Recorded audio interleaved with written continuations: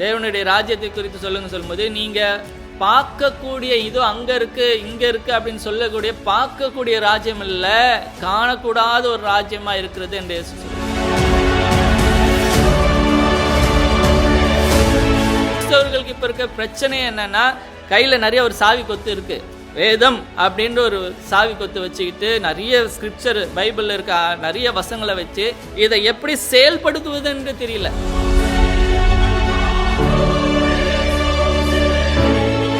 விசுவாசிக்கிறவர்களால் நடக்கும் அடையாளம்.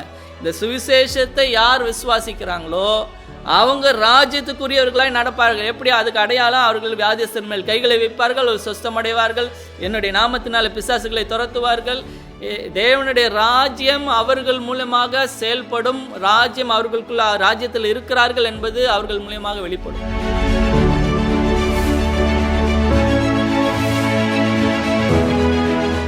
ஆண்டவர் உங்களோடு பேசுகிறார் காரியம், பரலோக ராஜ்யமே உங்களுக்கு கொடுத்திருக்கிறேன், இந்த ராஜ்யத்தின் நன்மைகளை அனுபவிக்காமல் எவ்வளவு நாள் இருப்பீங்க? தேவ ராஜ்யத்தை பூமியில அனுபவிங்கள், தேவ ராஜ்யத்தை பூமியில செயல்படுத்தும்.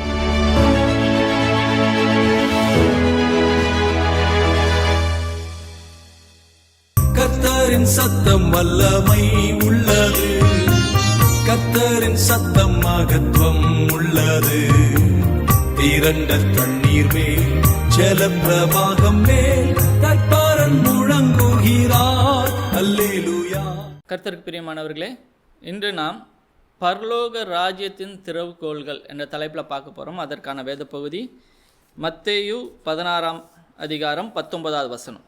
பரலோக ராஜ்யத்தின் திறவுகோல்களை நான் உனக்கு தருவேன், பூலோகத்திலே நீ கட்டுகிறது எதுவோ அது பரலோகத்திலும் கட்டப்பட்டிருக்கும், பூலோகத்திலே நீ கட்டவிழ்ப்பது எதுவோ அது பரலோகத்திலும் கட்டவிழ்க்கப்பட்டிருக்கும் என்றார்.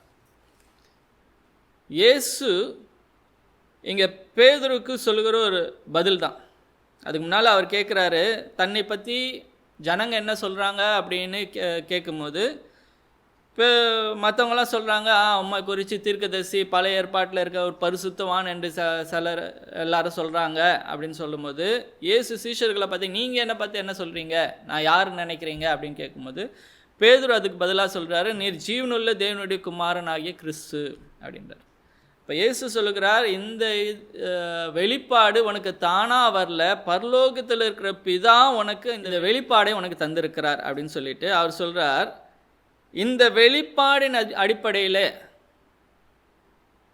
நான் என்னுடைய சபையை கட்டுவேன். என்னுடைய சபை அப்படின்னு சொல்லும்போது இங்கே சொல்லப்படுகிற வார்த்தை என்னன்னா எக்லீசியா. எக்லீசியானா அந்த ரோம காலத்தில் ரோம பேரரசு, அந்த ராஜா தமக்கென்று ஒரு ஒரு கூட்டத்தை அமைத்தார். மற்ற ஜனங்களிடத்திலேருந்து விசேஷமாக ஒரு சிலரை தனக்கென்று பிரித்தெடுத்து இந்த கூட்டத்தாருக்கு கொடுக்கப்பட்டிருக்கிற வேலை என்னன்னா, ராஜாவுடைய எண்ணங்கள், திட்டங்கள், விருப்பங்களை தேசத்திலே செயல்படுத்துகிற ஒரு குழு. நம்ம இப்போ நம்ம நாட்டில் எலெக்ஷன் நடக்கும்போது எம்எல்ஏ, எம்பி இவங்கெல்லாம் சேர்ந்தெடுத்து ஒரு குழுவாக அவங்க செயல்படுகிறாங்க. எதுக்கு? ஜனங்களுடைய விருப்பத்தையும் நினைவுகளையும் செயல்படுத்தக்கூடிய ஒரு குழுவாக செயல்பட வேண்டும். ஏன்னா இது டெமோக்ரஸி, ஜனங்களின் ஆட்சியாக இருக்கிறதுனால ஜனங்கள் இந்த குழுவை தேர்ந்தெடுத்து அவர்கள் ஜனங்களுக்காக ஜனங்களுடைய விருப்பத்தை தேசத்தில் நிறைவேற்றுகிற ஒரு குழுவாக இருக்கிறாங்க. அவர் சொல்றார், ரோம பேரரசன் அவன் தனக்குன்னு ஒரு குழுவை, ஒரு சபையை உண்டாக்கி இருக்கிறான். அதை போல அல்ல, நான் எனக்கென்று ஒரு சபையை உண்டாக்குவேன், அவர்கள் என்னுடைய விருப்பத்தையும் என்னுடைய திட்டத்தையும் அவர்கள் நிறைவேற்றுவார்கள், அப்படிப்பட்ட குழுவை நான் ஸ்தாபிப்பேன் என்று சொல்கிறார். யார்? இயேசு தேவனுடைய குமாரன் என்ற வெளிப்பாடு கொண்டவர்களை இந்த குழுவில் இருக்கிறவர்களாக அவர் ஏற்படுத்துவேன் என்று சொல்லிட்டு அவர் சொல்கிறார், அந்த ராஜ்யத்தின் திறவுகோலை நான் உனக்கு தருவேன். யாருக்கு இந்த வெளிப்பாடு இருக்கிறதோ, இயேசு தேவனுடைய குமாரன் என்ற வெளிப்பாடு உடையவர்களுக்கு ராஜ்யத்தின் திறவுகோல் கொடுக்கப்படும். அப்பொழுது அவர்கள் பூமியிலே எதை கட்டவிழ்ப்பார்களோ அது பரலோகத்தில் கட்டவிழ்க்கப்படும், பூமியிலே அதை எதை கட்டுவார்களோ அது பரலோகத்தில் கட்டப்படும். நாம் ஒரு ராஜ்யத்தில் இருக்கிறோம் என்ற உணர்வு, ஒரு அறிவு நமக்கு உண்டாயிருக்க வேண்டும். நாம் தேவனுடைய சபை அப்படின்னு சொல்லும்போது தேவனுடைய சித்தத்தை, விருப்பத்தை பூமியிலே செயல்படுத்தக்கூடிய ஆளுமை உடையவர்களாக, ஆளுகை உடையவர்களாக இருக்கிறோம், அதிகாரம் உடையவர்களாக இருக்கிறோம் என்பதை நாம் உணர வேண்டும். எப்படி பரலோக ராஜ்யத்தின் சித்தத்தையும் திட்டத்தையும் பூமியிலே நான் எப்படி நிறைவேற்ற முடியும் என்றால், அதை நிறைவேற்றுவதற்கான திறவுகோல்களை தேவன் நமக்கு கொடுத்திருக்கிறார். சாவி கொடுத்திருக்கிறார். இந்த சாவி வச்சு நீங்கள் பூமியில் எதை நீங்கள் பூட்டுறீங்களோ அது பரலோகத்தில் பூட்டப்பட்டிருக்கும். இந்த சாவி வச்சு நீங்கள் பூமியில் எதை நீங்கள் திறக்கிறீங்களோ அது பரலோகத்தில் திறக்கப்படும். அந்த சாவி அல்லது திறவுகோள்களை குறித்து என்ன அப்படின்னு புரிஞ்சுக்கணும்னா, அந்த சாவி எங்கே இருக்குன்னு போய் தேட முடியாது. இந்த ராஜ்யம் எப்பேற்பட்ட ராஜ்யம் அப்படின்னு சொல்லும்போது, லூக்கால 17ஆம் அதிகாரத்தில் ஜனங்கள் பரிசேயர்லாம் கேட்குறாங்க, தேவனுடைய ராஜ்யத்தை குறித்து சொல்லும்போது, நீங்கள் பார்க்கக்கூடிய இது அங்கே இருக்குது இங்கே இருக்குது அப்படின்னு சொல்லக்கூடிய பார்க்கக்கூடிய ராஜ்யம் இல்லை, காணக்கூடாத ஒரு ராஜ்யமாக இருக்கிறது என்று இயேசு சொல்கிறார். அதே காரியத்தை தான் நிக்கோதேமு பேசும்போது, நான் அந்த ராஜ்யத்தில் எப்படி பிரவேசிக்கிறதுன்னு சொல்லும்போது, நீ திரும்பவும் பிறக்கணும் அப்படின்றாரு. நான் திரும்ப எப்படி இங்கே தாயின் கருவில் போய் எப்படி திரும்ப பிரவேசிக்கிறது, எப்படி பிறக்கிறது அப்படின்னு சொல்லும்போது, இல்லை, மாம்சத்தை பிறப்பிக்கும், ஆனால் ஆவியோ ஆவியை பிறப்பிக்கும். நீ மறுபடியும் பிறக்க வேண்டியது இந்த சரீர பிரகாரமாக அல்ல, உன்னுடைய உள்ளான மனுஷன், ஆவிக்குரிய மனுஷன் திரும்பவும் பிறக்க வேண்டும், பிரவேசிக்க வேண்டும். அப்பொழுது தான் இந்த ராஜ்யத்தில் பிரவேசிப்பீர்கள் அப்படின்னு இயேசு கற்றுத்தந்தார். எப்படி இந்த ராஜ்யத்தில் பிரவேசம் கிடைத்திருக்குது? இயேசுவை நான் விசுவாசிக்கும் போது, இயேசு தேவனுடைய குமாரன் என்று நான் விசுவாசித்து, தேவன் அவரை மரித்தோரிலிருந்து உயிரோடு எழுப்பினார் என்று நான் விசுவாசிக்கும் போது, இங்கே சொன்னபடியே அந்த ராஜ்யத்தில் எனக்கு பிரவேசம் கிடைக்குது. ராஜ்யத்தில் பிரவேசித்தது மாத்திரமல்ல, எனக்கு இந்த ராஜ்யத்தில் எப்படி செயல்பட வேண்டும், எப்படி அந்த ராஜ்யத்தின் அதிகாரத்தை செயல்படுத்த வேண்டும் என்ற வெளிச்சம் எனக்கு கொடுக்கப்படும். அதை திறவுகோல் என்று சொல்லப்படுகிறார். ஒரு ராஜ்யம் அல்லது ஒரு அரசாங்கம் அப்படின்னு சொல்லும்போது, நாம் முதலாவது இந்த திறவுகோலை புரிந்து கொள்ளணும்னா, ராஜ்யத்தில் இருக்கிற கான்ஸ்டிடியூஷன், அரசியல் சாசனம் என்ன என்பதை அப்படின்னா என்ன என்பதை நாம் புரிஞ்சுக்கணும். இந்த அரசியல் சாசனம் அப்படின்னு சொல்லும்போது, இந்த மக்களால் நாங்கள் இப்படி தான் இந்த கோட்பாடுக்குள்ளாக வாழப்போகிறோம், இந்த கோட்பாடுகளின் அடிப்படையில் ஜனங்கள் நடத்தப்பட வேண்டும், ஜனங்களுக்கு இந்த நன்மைகள் இருக்க வேண்டும், ஜனங்கள் இந்த கோட்பாடுகளுக்கு கீழ்ப்பட்டிருக்க வேண்டும், ஜனங்களை நடத்துவதற்கு இந்த கோட்பாடுகள் இருக்க வேண்டும் என்று ஜனங்கள் எழுதி வைத்திருக்கிற ஒரு புஸ்தகம் அல்லது ஒரு அமைப்பு பேர் தான், சட்ட அமைப்பு பேர் தான் அரசியல் சாசனம். பூமிக்குரிய தேசங்களில் ஜனங்களே எழுதி கொள்கிறார்கள். ஆனால் ராஜ்யம் அப்படின்னு சொல்லும்போது ஒரு ராஜா தான் அந்த கோட்பாடுகளை எழுதுகிறவராக இருப்பார். அந்த கோட்பாடுகள் தான் நமக்கு வேதமாய் கருத்தில் கொடுக்கப்பட்டிருக்குது. அந்த ராஜா என்ன நினைச்சிருக்கார், ஜனங்களுக்கு என்ன செய்ய வேண்டும், ஜனங்கள் எப்படி நடக்க வேண்டும், ஜனங்களுக்கு என்ன கொடுக்கப்படும் அப்படின்னு சொல்லியிருக்கிற அவருடைய விருப்பங்கள், எண்ணங்கள் என்ன என்பது தான் அரசியல் சாசனம். பரலோக ராஜ்யத்தின் அரசியல் சாசனம் தான் நம்ம கையில் கொடுக்கப்பட்டிருக்குது பைபிளா. ஆதியில் பார்க்குறோமே, ஆதாமுக்கு சொல்லும் போது அவர் தான் சொன்னார். ஆதாம் தீர்மானிக்கல தான் எப்படி என்ன பண்ண போகிறோம், என்ன வாழ போகிறோம், தனக்கு என்ன கிடைக்கும் என்பது அவன் தீர்மானிக்கலாம். ஆண்டவர் சொன்னார் படைத்துட்டு, நீ பழுகி பெருகி பூமியை கீழ்ப்படுத்தி நீ ஆண்டுக்கொள்.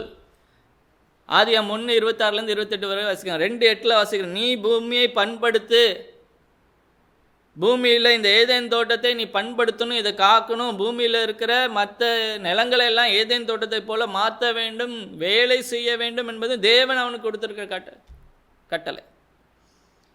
2:15-17 அவர் சொல்கிறார், நீ எதனாலும் சாப்பிடலாம், இந்த தோட்டத்தில் நன்மை தீமை அறியத்தக்க இந்த கனியை சாப்பிடாத அப்படின்னு சட்ட திட்டங்களை அமைத்தது தேவன்.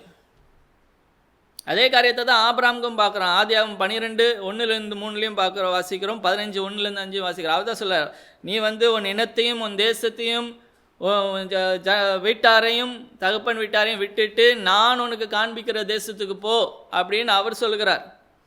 அவர் சொல்ல, வெளியில் வா, நீ இந்த விசுவாசி, வானத்தில் இருக்கிற நட்சத்திரங்களை பாரு, அப்படி என்ன கூடுமானால் உன்னுடைய சந்ததி இவ்வளோ பெரிதாக இருக்கும், எனக்கு முன்பாக நீ மன உண்மையுமாய் உத்தமாய் நடந்து கொள் அப்படின்னு அவர் கோட்பாடுகளை சொல்லலாம். என்ன நம்பு, இதை செய், அதை செய்யாத, உனக்கு அப்படி செஞ்சால் இந்த நன்மைகள் கிடைக்கும் அப்படின்ற காரியங்களை வேதத்தில் பார்க்குறோம். மனிதனுக்கு தேவன் கொடுத்தார்.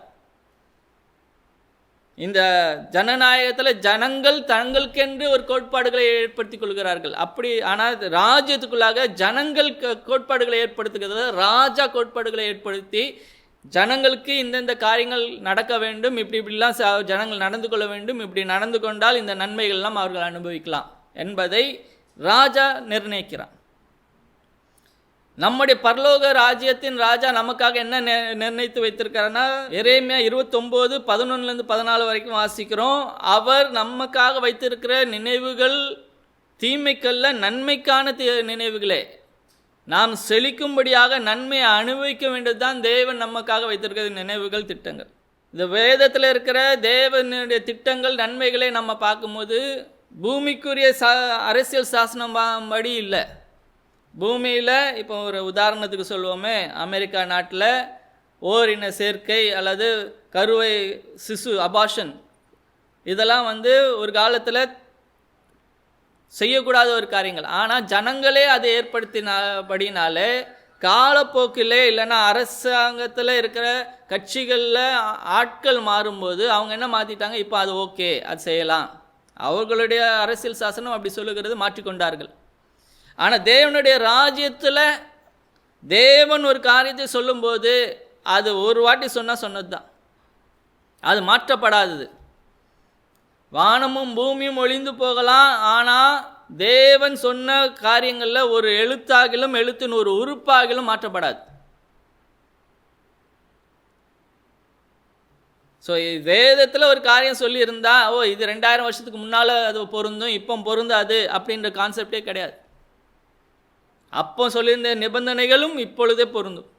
அப்பொழுது சொன்ன ஆசீர்வாதங்களும் நன்மைகளும் இப்பொழுது பொருந்தும். வெறும் இப்படி நடக்கணும் அப்படி நடக்கக்கூடாதுன்றது மாத்திரமல்ல, அரசியல் சாசனத்தில் இந்த ஜனங்களுக்கு என்னென்ன நன்மை கொடுக்கப்பட வேண்டும், என்னென்ன நன்மைகள் கிடைக்கும் அப்படின்ற காரியமும் அரசியல் சாசனத்தில் எழுதப்பட்டிருக்கு. அதே மாதிரி வேதத்தில் தேவன் வாக்குத்தத்தங்களை கொடுத்திருக்கிறார். பூமிக்குரிய தேவைகள் எல்லாம் நமக்கு சந்திக்கப்படும் என்பது அரசாங்கத்துடைய வேலை. அரசாங்கம் ஜனங்களுக்கு கொடுக்கும். ஜனங்களுக்கு உணவு சேர வேண்டும் என்பதற்காக அரசாங்கம் எடுத்த ஒரு செயல்பாடு. ஜனங்களுக்கு கல்வி போய் சேர வேணும்னு கல்வி திட்டங்களை வச்சுருக்காங்க. ஜனங்களுக்கு பாதுகாவல் இருக்கணும்னு ஆர்மி, நேவி, ஏர்ஃபோர்ஸ் எல்லாம் வச்சுருக்காங்க. அதே மாதிரி ஜனங்களுக்கு நன்மைகள் என்ன வேண்டும் அப்படின்றது வேதத்தில் கொடுக்கு. இம்மைக்குரிய காரியங்கள் எல்லாம் உங்களுக்கு கொடுக்கப்படும். மத்தேயு 6:31-33 வரைக்கும் வாசிக்கிறோம். அதே மாதிரி யோவான் 3:14 வாசிக்கிறோம். இம்மைக்காக மாத்திரமல்ல, உங்களுக்கு நித்திய ஜீவன் உண்டு என்பதும் வாக்குத்தத்தம் பண்ணப்படுகிற ஒரு காரியம். இயேசு சொல்லுகிறார் யோவான் 14 பரலோகத்தில் உங்களுக்கென்று நான் போய் இடத்தை ஆயந்தம் பண்ண போயிருக்கிறேன். எனக்கு பரலோகத்தில் ஒரு இடம் இருக்குது, ஒரு சுதந்திரம் இருக்குது என்பதை தேவன் வாக்குத்தத்தம் பண்ணியிருக்கிறார். மத்தேயு 18:19-20 வாசிக்கிறோம். அவருடைய நாமத்தினால நம்ம என்ன கேட்குறோமோ அதற்கு பதில் கொடுக்கிறவராக. நான் இந்த பூமியில் இருக்கும்போது நான் பெட்டிஷன் போட்டால் எனக்கு பதில் கிடைக்கும் என்பது வேதம் சொல்லுகிற ஒரு ப்ராமிஸ். லூக்கா 12:33 வாசிக்கிற, இந்த ராஜ்யத்தை உங்களுக்கு கொடுப்பது பிதாவுக்கு பிரியமாக இருக்கிறது. இந்த ராஜ்யத்தில் எனக்கான உரிமைகள் என்ன, சட்டங்கள் என்ன, எனக்கு கிடைக்கிற நன்மைகள் என்ன என்பது வேதத்தில் காணப்படுகிறது. இந்த சட்டங்கள் அப்படின்னு சொல்லும்போது பிரதானமாக பழைய ஏற்பாட்டிலனாலும் சரி, புதிய ஏற்பாட்டிலனாலும் சரி, பிரதானமான 2 கட்டளைகள் என்ன அப்படின்னு இயேசு சொல்லும்போது நமக்கு சொல்லுகிறார். முதலாவது கட்டளை என்னது? உன் முழு இருதயத்தோடும், முழு ஆத்துமாவோடும், முழு பலனோடும் தேவனிடத்தில் அன்பு கூறணும். அதற்கு ஒப்பனையான இன்னொரு கட்டளை என்னன்னா, என்னை நான் நேசிக்கிறது போல நான் மற்றவனை, எனக்கு பக்கத்தில் இருக்கிற பிறனையும் நான் நேசிக்க வேண்டும். இயேசு அதை சொல்கிறார். நான் புதுசாக சொல்கிறேன், நான் உங்களை நேசித்தது போல நீங்கள் ஒருவர் இடத்தில் ஒருவர் அன்பாயிருங்க. தேவனை நேசிக்கணும், அவருடைய ஜனத்தை நான் நேசிக்க வேண்டும். இதுதான் நமக்கு கொடுக்கிற பிரதான 2 கட்டளைகள். இந்த கட்டளைகளை நாம் மீறும்போது அந்த வாக்குத்தத்தம் பண்ணப்பட்டிருக்க நன்மைகளை நாம் சுதந்திரிக்க முடியாது.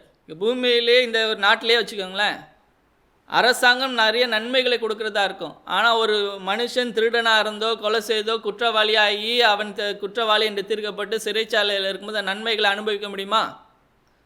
அவன் போய் ஓட் போடுகிற உரிமை இருக்குமா? இல்லை, அந்த குடியுரிமைக்கான சகல காரியங்களையும் இழந்தவனாக தான் ஒரு சிறைச்சாலையில் இருப்பார். அதே மாதிரி தேவன் சில கோட்பாடுகளை நியமனங்களை வைத்திருக்கிறார். அதற்கு உட்பட்டு நாம் வாழும்போது நமக்கு வாக்குத்தத்தம் பண்ணப்பட்டிருக்கிற சகல நன்மைகளை நாம் அனுபவிக்க முடியும். அப்போ நியாயப்பிரமாணம் அப்படின்னு சொல்லும்போது மோசே காலத்தில் தான் இருந்தது, அதுக்கு முன்னால் இல்லையே அப்படின்னு இல்லை. தேவன் எழுத்தின் பிரகாரமான பிரமாணங்களை அவர் கொடுப்பது தேவனுடைய திட்டமே இல்லை. ஆதியிலிருந்தே அவருடைய திட்டம் என்ன, அவருடைய விருப்பங்கள், அவருடைய சித்தத்தை நாம் நேரடியாக அறிந்திருக்க வேண்டும். அவருடைய பிரமாணங்கள், கட்டளைகள் நம்முடைய இருதயத்தில் எழுதப்பட்டிருக்க வேண்டும். அதுதான் அவருடைய நோக்கம். ஏதேன் தோட்டத்தில் இருக்கும்போது அவனுக்கு வாயினால தான் சொல்லப்பட்டது. அவன் தேவனோடு நேரடியாக தொடர்பு கொண்டவனாக மனிதன் வாழ்ந்தான். தேவ சித்தத்தை நேரடியாக அறிந்தவனாக இருக்கிறான். என்னைக்கு பாவம் செய்தானோ, முதல் 11 அதிகாரங்கள் ஆதியாகமத்தில் பார்க்கும்போது மனுகுலம் படிப்படியாக பாவம் செய்து தேவ ஆவியை இழந்தவர்களாக இருந்தபடினால ஒரு காலத்தில் தேவனோடு நேரடியான தொடர்பு இல்லாத ஒரு காலகட்டம் இருந்தபடினால திரும்ப மோசையின் மூலமாக ஜனங்கள் தேவனுடைய சத்தத்தை கேட்கிற திறனை உடையவர்களாக இல்லை என்பதை அறிந்து அவர்களுக்கு எழுத்தின் பிரகாரமாக கொடுத்தார். ஆனால் அது தேவனுடைய திட்டம் அல்ல. அந்த திட்டத்தை மாற்றி எழுத்தின் பிரகாரமாக எழுதி கொடுத்ததை மனிதன் காத்து கொள்ள முடியாது, கடைபிடிக்க முடியாது என்பதை உணர்ந்து அவன் தேவனே எனக்கு டைரக்ட் ரிலேஷன்ஷிப் உங்களோடு வேணும், எனக்கு உம்முடைய மனதை அறிந்து கொள்ளத்தக்கதாக பரிசுத்த ஆவியானவருடைய உதவி வேணும் என்பதை மனிதன் அறிந்து புரிந்து கொள்ள வேண்டும் என்பதுக்கு தான் இந்த எழுத்தின் பிரகாரமான பிரமாணங்களை கொடுத்தார். இயேசு ஸ்தாபித்த பெரிய காரியமே என்ன, திரும்ப தேவனோடு நமக்கு உறவை உண்டாக்கினார். அந்த தேவனோடு உறவு உண்டாக்கப்பட்டபடியினால தான் இன்னைக்கு பரிசுத்த ஆவியானவர் நமக்குள்ளாக வாசம் பண்ணி கிறிஸ்துவின் சிந்தை என்ன என்பதை நமக்கு வெளிப்படுத்துகிறவராய் இருக்கிறார். புதிய உடன்படிக்கை என்னது, இயேசு தேவன் நமக்கு கொடுத்திருக்கிற உடன்படிக்கை என்னது, நான் உங்கள் தேவனாக இருப்பேன், நீங்கள் என்னுடைய ஜனமாக இருப்பீர்கள், என்னுடைய கட்டளைகள் எல்லாம் நாங்கள் உங்களுடைய இருதயத்தில் உங்களுக்கு நான் எழுதி வைப்பேன். அதுதான் எரேமியா 31-33 வாசிக்கணும். இதுதான் ஆதியிலிருந்து திட்டமும். தேவனுடைய பிரமாணங்கள், கோட்பாடுகள் எழுத்தின் பிரகாரமாக அல்ல, எழுத்தை காட்டிலும் அவர் ஏன் அதை சொன்னார் என்பதை மனிதன் புரிந்து கொள்ள வேண்டும். ஆங்கிலத்தில் சொல்லுவாங்க ஸ்பிரிட் ஆஃப் த லா. அதாவது எழுத்தின் பிரகாரமாக ஒரு கட்டளை கொடுக்கப்பட்டு அப்படியே நான் செஞ்சிட்டேன் அப்படின்னு இல்லை. அந்த கட்டளை எதுக்காக கொடுக்கப்பட்டது என்பதை நான் மறந்தவனாய் வெறும் எழுத்தை நான் கடைப்பிடித்திருந்தால் பிரயோஜனம் அல்ல. அதை தான் தேவன் விரும்பலை. ஆனால் தான் எழுத்தின் பிரகாரமாக கொடுக்காமல் எதற்காக தேவன் என்னத்துக்காக இந்த கட்டளையை கொடுத்தார் என்பதை புரிந்து அதை நான் செயல்படுத்துகிறவனாக. அதனால் தான் எழுத்தின் பிரகாரமாக கட்டளை இல்லாமல் இருதயத்தில் அவருடைய மனதை அறிந்து புரிந்து நான் செயல்படுகிறவனாக இருக்க வேண்டும் என்று பரிசுத்த ஆவியையும் கொடுத்திருக்கிறார். இந்த வேத வசனத்தையும் கொடுத்திருக்கார். இந்த வசனத்தை நான் அறிவுபூர்வமாக அல்ல, தேவன் பரிசுத்த ஆவியானவர் எனக்கு கொடுக்கிற வெளிச்சத்தின் அடிப்படையில் நான் செயல்பட வேண்டும். தேவன் இந்த காரியத்தை எதற்காக, என்ன விதியை அவர் நிறைவேற்ற வேண்டும் என்பதை வெளிப்படுத்துகிறது பரிசுத்த ஆவியானவருடைய வேலையாக இருக்கு. இந்த லாஸ், இந்த பிரின்சிபல், எதற்காக இந்த கட்டளைகள் கொடுக்கப்பட்டிருக்கிறது என்ற பிரின்சிபல் தான் இந்த இடத்துல இயேசு சொல்லுகிறார் ராஜ்யத்தின் திறவுகோள்கள் என்று. இந்த ராஜ்யத்தில் இருக்கிற இந்த நன்மைகளை நீங்கள் புரிந்து செயல்படுத்த வேண்டும் என்றால் இதன்படி நீங்கள் வாழ்ந்தால் அதை பெற்றுக்கொள்வீர்கள். இதை செஞ்சால் உங்களுக்கு அது கிடைக்கும். இது கிரியைகள்னால இல்லை, இதை பெற்றுக்கொள்கிறதுக்கான ஒரு பிளாட்ஃபார்ம்.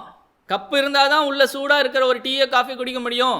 அப்போ அந்த கப்புனால தான் உங்களுக்கு டீ காஃபி உங்களுக்கு ஆட்டோமேட்டிக்காக கிடைக்கும். ஆனால் அதை பெற்றுக்கொள்வதற்கு உங்களுக்கு அந்த கப்பு இருந்தால் தான் முடியும். அப்படின்ற மாதிரி சில திறவுகோள்களை வச்சுருக்கார். நீங்கள் ராஜ்யத்தில் இருந்தாலே அவருடைய பிள்ளைகள், அவருடைய நன்மைகளை நீங்கள் அனுபவிப்பீர்கள். அவருடைய அதிகாரம் உங்களுக்கு உண்டு, அவருடைய வல்லமை உங்களுக்கு உண்டு, அவருடைய பாதுகாவல் உண்டு, பூமிக்குரிய நன்மைகளும் உண்டு, ஆவிக்குரிய நன்மைகளும் உண்டு. ஆனால் அதை அனுபவிக்கணும்னா உங்களுக்கு சில திறவுகோள்கள் தேவை. அந்த திறவுகோள்களை வேதத்தில் வச்சிருக்கார். அந்த திறவுகளை அறிந்து கொள்ள பரிசுத்த ஆவியானவர் நமக்கு கொடுத்திருக்கிறார். அதனால தான் பரிசுத்த ஆவி உங்களிடத்தில் வரும்போது அவர் உங்களை சகல சத்தியத்துக்குள்ளும் நடத்துவார். கிறிஸ்துக்குள்ளாக நாம் தேவனுடைய ராஜ்யத்துக்குள்ளாக பிரவேசிக்கிறோம். ஆனால் நானே வாசல், ஒருவன் என் மூலமாக பிரவேசித்து உள்ளும் புறமும் சென்று மேய்ச்சலை கண்டடைவானா, உள்ளும் புறமும் சென்று தேவனுடைய ராஜ்யத்தின் நன்மைகளை நான் அனுபவித்து திருப்தியான பரிபூர்ணமான ஜீவனை நான் அனுபவிப்பதற்கு எனக்கு அந்த ராஜ்யத்தின் கோட்பாடுகள் என்ன, வழிமுறை என்ன என்பதை காண்பிக்கிறது பரிசுத்த ஆவியானவருடைய வேலை. அதனால தான் அவர் சொல்கிறார், நான் உங்களை அப்படியே விட்டுட்டு போல, நான் போய் உங்களுக்கு ஒரு தேற்றரவாளனை அனுப்பேன். நான் எப்படி ஒரு கவர்னர் போல இருந்து இங்கே பரலோக ராஜ்யத்தை நான் பூமியில் ஸ்தாபித்தனோ அதே போல் பரிசுத்த ஆவியானவர் வந்து உங்களை நடத்துவார். பரலோக ராஜ்யத்தின் வாழ்வை எப்படி வாழ்வது, பரலோக ராஜ்யத்தின் வேலையை எப்படி செய்வது, பரலோக ராஜ்யத்தின் நன்மைகளை எப்படி அனுபவிப்பது என்பதை கற்றுத்தருகிறவராக பரிசுத்த ஆவியானவர் இருப்பார். அவர் கற்றுத்தருகிறதை நாம் கற்றுக்கொள்ள வேண்டும். இந்த வேதத்தில் நிறைய கிறிஸ்தவர்களுக்கு இப்போ இருக்க பிரச்சனை என்னென்னா, கையில் நிறைய ஒரு சாவி கொத்து இருக்குது. வேதம் அப்படின்ற ஒரு சாவி கொத்து வச்சுக்கிட்டு நிறைய ஸ்கிரிப்சர் பைபிளில் இருக்க நிறைய வசங்களை வச்சு இதை எப்படி செயல்படுத்துவது என்று தெரியல. ராஜ்யத்தில் இருக்கிறார்கள், ஆனால் ராஜ்யத்தின் நன்மைகளை அனுபவிக்க முடியல. ஒரு ஒரு ஒரு வீட்டுக்குள்ளே போயிட்டோம், ஆனால் வீட்டில் நிறைய நன்மைகள் இருக்குது. பீரோ இருக்குது, நிறைய ரூம்லாம் இருக்குது, எல்லாம் பூட்டப்பட்டு இருக்குது, சாவி இருக்குது. சாவி கொத்தும் கையில் கொடுத்தாச்சு.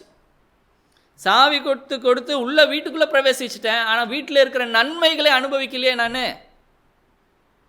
ஒரு ஃப்ரிட்ஜை திறக்கணுனாலும் அதுக்கு ஒரு சாவி போட்டு வச்சுருக்காங்க. அந்த சாவி எங்கே? சாவி தான் ஃப்ரிட்ஜிலேருந்து எனக்கு ஏதாவது ஒரு சாப்பாடு கிடைக்கும், எனக்கு காசு வேணும், பீரோவில் இருக்குது நான் எடுத்துக்கோ, நான் பிள்ளை, எல்லாம் உன்னது, என்னுடையது எல்லாம் உன்னுடையது, ராஜ்யமே உன்னுடையதுன்னு சொல்லிட்டு போயிட்டாரு, கொடுத்துட்டாரு. சாவியும் கொடுத்துட்டாரு. கையில் சாவி வச்சுக்கிட்டு என்ன பண்ணுறதுன்னு தெரியல. அதனால தான் நிறைய பேர் என்ன பண்ண, இந்த சாவி ட்ரை பண்ணி பார்ப்போமா, அந்த சாவி ட்ரை பண்ணி பார்ப்போமா அப்படின்னு ஏதாவது கிடைக்கிற வசனங்கள்லாம் வச்சு பயன்படுத்தி ஏதாவது ஒன்று செஞ்சு அறியாமையினாலே அனுபவிக்காமல் இருக்கிறார். அதை தான் ஆண்டவர் சொல்றார், என்னுடைய ஜனங்கள் அறியாமையினாலே அழிந்து போகிறார்கள். தேவனுடைய ராஜ்யத்தில் செயல்படுவது எப்படி, அந்த நன்மைகளை பெற்றுக்கொள்வது எப்படி என்பதை நாம் அறிந்து புரிந்து கொண்டால் அந்த ராஜ்யத்தின் நன்மைகளை நாம் அனுபவிக்கலாம். அதனால தான் அவர் போய் மத்தேயு 28:20 கடைசியில் பரமேறும்போது சொல்கிறார், நான் உங்களுக்கு என்ன கற்றுக் கொடுத்தனோ போய் நீங்கள் உலகமெங்கும் போய் சர்வ சுவிசேஷத்தை பிரசங்கித்து பிதாகுமாரன் பரிசுத்த ஆவியின் நாமத்தினால் ஞானாசனம் கொடுத்து அவங்கள சீஷர் ஆக்குங்க, ஸ்டூடெண்ட் ஆக்குங்க.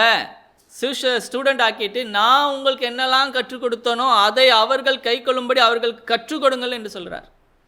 இயேசு ஏற்கனவே சீஷர்களுக்கு இந்த ராஜ்யத்தின், இங்கே சொன்னபடி ராஜ்யத்தின் திறவுகோல்களை கற்றுக் கொடுத்தார். அந்த திறவுகோல்களை நாமும் புரிந்து கொண்டால் ராஜ்யத்திற்குரியவர்களாய் நாம் செயல்பட முடியும். அதனால தான் சொல்கிறார், விசுவாசிக்கிறவர்களால் நடக்கும் அடையாளம். இந்த சுவிசேஷத்தை யார் விசுவாசிக்கிறாங்களோ அவங்க ராஜ்யத்துக்குரியவர்களாய் நடப்பார்கள். எப்படி? அதுக்கு அடையாளம், அவர்கள் வியாதிஸ்தர் மேல் கைகளை வைப்பார்கள், ஒரு சொஸ்தமடைவார்கள், என்னுடைய நாமத்தினால பிசாசுகளை துரத்துவார்கள். தேவனுடைய ராஜ்யம் அவர்கள் மூலமாக செயல்படும். ராஜ்யம் அவர்களுக்குள்ள ராஜ்யத்தில் இருக்கிறார்கள் என்பது அவர்கள் மூலமாக வெளிப்படும். அந்த வாழ்க்கையை நாம் வாழ வேண்டும். பரலோக ராஜ்யத்தின் திறவுகோல்கள் நம்ம கையில் கொடுக்கப்பட்டிருக்குது. அதில் ஒரு முக்கியமான திறவுகோல் ஜெபம். யோவான் 14:12-14 வரைக்கும் இருக்கு. அவருடைய நாமத்தினாலே நாம் எதை கேட்கிறோமோ அதை தேவன் நமக்கு தருவார். அந்த ஒரு திறவுகோல் மாத்திரம் இல்லை, இங்கே இந்த வசனத்தில் சொல்லுது பரலோக ராஜ்யத்தின் திறவுகோலை தருகிறேன் என்று சொல்ல. திறவுகோள்கள் ஜெபத்தையும் நான் எப்படி அபியாசிக்க வேண்டும் என்பது நான் நிறைய பேருக்கு தெரியல. அதில் இருக்க இம்பார்ட்டன்ட் காரியம் என்ன, அவருடைய நாமத்தினாலே நான் கேட்கறதுனால, நான் அழுறதுனால, நான் ரொம்ப நேரம் ஜெபம் பண்ணதுனால, நான் நிறைய பைபிள் வசனத்தை நான் கோடிட்டு காண்பிக்கிறதுனால அல்ல. எனக்கு நான் ஜெபத்தில் நான் கேட்கறதெல்லாம் நான் பெற்றுக்கொள்வதற்கு காரணம் இயேசுவின் நாமத்தினால அவரிடத்தில் கேட்கும்போது பிதா நமக்கு தருகிறவராக இருக்கிறார். இதே மாதிரி அநேக காரியங்கள் நமக்கு கொடுக்கப்பட்டிருக்கிறது. இந்த ராஜ்யத்தின் திறவுகோல்களை நாம் கண்டறிய வேண்டும். முதல் 4 சுவிசேஷங்களை படித்தாலே இயேசு என்ன கற்றுத்தந்தார், இந்த ராஜ்யத்தின் திறவுகோல்கள் என்ன, ரகசியங்கள் என்ன, தேவ ராஜ்யத்தின் ரகசியங்கள் உங்களுக்கு கொடுக்கப்பட்டிருக்குது, அவங்களுக்கு கொடுக்கப்படலன்றார். மத்தேயு 13 வாசிக்கும் போது, ஏன் அவங்களுக்கெல்லாம் ஓமையாக நீங்கள் சொல்கிறீங்க, கதையாக பரலோக ராஜ்யத்தை குறித்து கதையாக சொல்கிறீங்களா, அதோட அர்த்தம் ஏன் சொல்லப்படலைன்னா அவங்களுக்கு கொடுக்கப்படவில்லை, உங்களுக்கு கொடுக்கப்படுகிறது. இயேசுவினிடத்தில் கேளுங்கள், வேதத்தில் நேரத்தை செலவழிங்கள். இந்த ராஜ்யத்தின் நன்மைகளை நான் அனுபவிக்க வேண்டும் என்றால் என்ன செய்ய வேண்டும், எப்படி நடந்து கொள்ள வேண்டும்? ஒரே ஒரு சாவியை வச்சுட்டு எல்லா ரூமையும் திறக்க முடியாது. நான் ஒரு கதவுக்குரிய ஒரு ரூமுக்கு இப்போ என்டர் ஆகிற ஒரு சாவியை வச்சுக்கிட்டு நான் ஃப்ரிட்ஜை திறக்கணும்னு ட்ரை பண்ணால் முடியாது. தேவனுடைய ராஜ்யத்தின் திறவுகோல் என்ன என்பதை கண்டறிவதே கிறிஸ்துவ வாழ்க்கை. அதை பெற்று அறிந்து கொண்டு செயல்படணும். இந்த ராஜ்யத்தை ஏன் தெரியாதனால நிறைய பேர் என்ன பண்ணாங்க, தங்களுடைய இமோஷனல் தன்னுடைய அழுகையினால தேவனை அந்த நன்மைகளை பெற்றுக்கொள்வதற்கு எப்படியாவது தந்துடுவார்னு நினைக்கிறாங்க. இல்லை, நம்முடைய இமோஷன்ஸ், நம்முடைய ஃபீலிங், இல்லைன்னா பாசிட்டிவ் திங்கிங், நான் தருவார் செய்வார் என்பதை நான் விசுவாசிக்கிறேன் அப்படின்னு அறிக்கை பண்ணுகிறேன். விசுவாச அறிக்கைகள்லாம் உண்டு, இல்லைன்னு சொல்லலை. ஆனால் இந்த காரியத்தை பெற்றுக்கொள்வதற்கு என்ன சாவி பயன்படுத்த வேண்டும் என்பது எனக்கு தெரியணும்.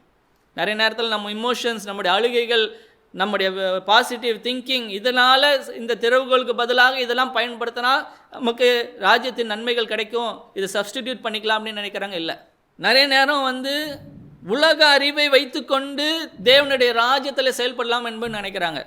மார்க்கு 10ஆம் அதிகாரத்தில் 17 23 வரைக்கும் பார்க்குறோம். ஒரு ஐஸ்வர்யவான், ஒரு வாலிபன் வருகிறான். அவன் இந்த ராஜ்யத்தில், பரலோக ராஜ்யத்தில் நான் பிரவேசிக்க வேண்டும், எனக்கு நித்திய ஜீவன் வேண்டும், அதுக்கு நான் என்ன செய்ய வேண்டும்னா ஆண்டவர் சொல்கிறாரு, நீ இந்த இதெல்லாம் கட்டளைகளை கீழ்ப்படினா அதெல்லாம் நான் கீழ்ப்படுகிறேனே. அதுக்கப்புறம் சொல்கிறாரு, உன்கிட்ட இருக்கிற ஆஸ்தியெல்லாம் விட்டுட்டு ஏன்ட்ட வா, அப்போ இந்த ராஜ்யத்தில் உனக்கு பிரவேசம் கிடைக்கும். அப்போ அதை அவனால் புரிஞ்சிக்க முடியல. உலகத்தில் ஒரு மனுஷன் செழிக்கணும், வளரணும்னா நிறைய பணம் வேணும். ஆனால் ஆண்டவர் சொல்கிறார், எல்லாத்தையும் விட்டுட்டு வா, அதை பணத்தை நம்பாத ஆண்டவரை நம்பு, கடவுளை நம்புன்றாரு. அதை அவனால் ஏற்றுக்கொள்ள முடியல, ஜீர்ணிக்க முடியல, புரிந்து கொள்ள முடியவில்லை. உலக அறிவின்படி நான் முன்னேறணும், வளரணும், ஏற்கனவே ஒரு செல்வந்தனாக இருக்கிறேன், வாலிபனாக இருக்கிறேன், அந்தஸ்து இருக்குது சமுதாயத்தில், நான் இன்னும் ஆவிக்குரிய ரீதியிலையும் எப்படி நான் முன்னேறுது வளருது அப்படின்னா இதை இழக்கணும், இதை விட்டுட்டு இது வான்னா அவனை ஏற்றுக்கொள்ள முடியல. இந்த திறவுகோள்கள், பரலோக ராஜ்யத்தின் திறவுகள் பூமிக்குரிய ராஜ்யத்தில் இருக்கிற திறவுகோள் போல கிடையாது. அங்கே இப்படிலாம் செயல்பட்டால், இதெல்லாம் நடந்தால் உங்களுக்கு முன்னேற்றம், செழிப்பு, நன்மைகள், பாதுகாப்பு. அதுக்கும் தேவனுடைய ராஜ்யத்துக்கும் இருக்கிற திறவுகோள் டோட்டலி ஆப்போசிட். இந்த அறிவை வைத்துக்கொண்டு பரலோக ராஜ்யத்தின் திறவுகோள்களை பயன்படுத்தலாம் அப்படின்னு நினைக்கும் போது செயல்படாது.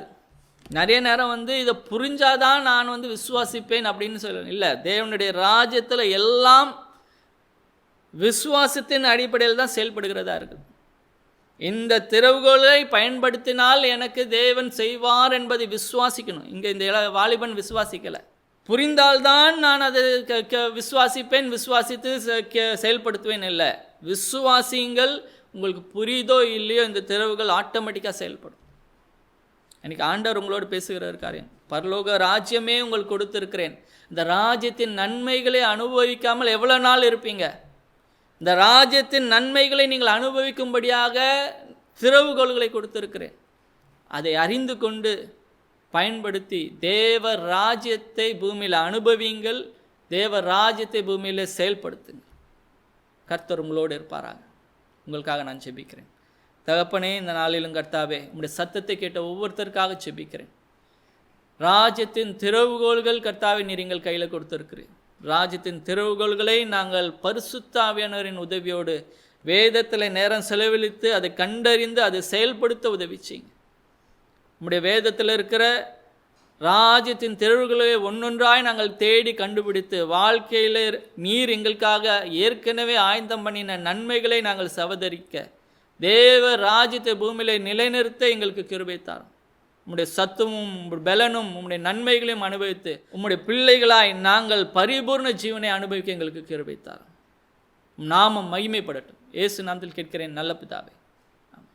God bless you. தேவனுடைய ராஜ்யத்தை குறித்து சொல்லும்போது நீங்கள் பார்க்கக்கூடிய இது அங்கே இருக்குது இங்கே இருக்குது அப்படின்னு சொல்லக்கூடிய பார்க்கக்கூடிய ராஜ்யம் இல்லை, காணக்கூடாத ஒரு ராஜ்யமாக இருக்கிறது என்று இயேசு சொல்லுவார். கிறிஸ்தவர்களுக்கு இப்போ இருக்க பிரச்சனை என்னன்னா, கையில் நிறைய ஒரு சாவி கொத்து இருக்குது. வேதம் அப்படின்ற ஒரு சாவி கொத்து வச்சுக்கிட்டு நிறைய ஸ்கிரிப்சர் பைபிளில் இருக்க நிறைய வசங்களை வச்சு இதை எப்படி செயல்படுத்துவதுன்னு தெரியல.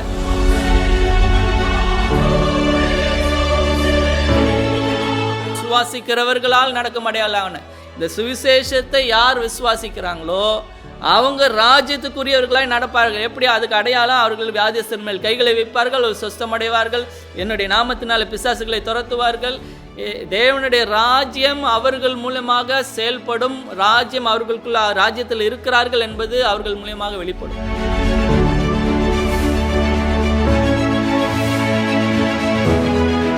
இன்னைக்கு ஆண்டவர் உங்களோடு பேசுகிறார் காரியம். பரலோக ராஜ்யமே உங்களுக்கு கொடுத்திருக்கிறேன். இந்த ராஜ்யத்தின் நன்மைகளை அனுபவிக்காமல் எவ்வளவு நாள் இருப்பீங்க? தேவ ராஜ்யத்தை பூமியில அனுபவிங்கள். தேவ ராஜ்யத்தை பூமியில செயல்படுத்தும்.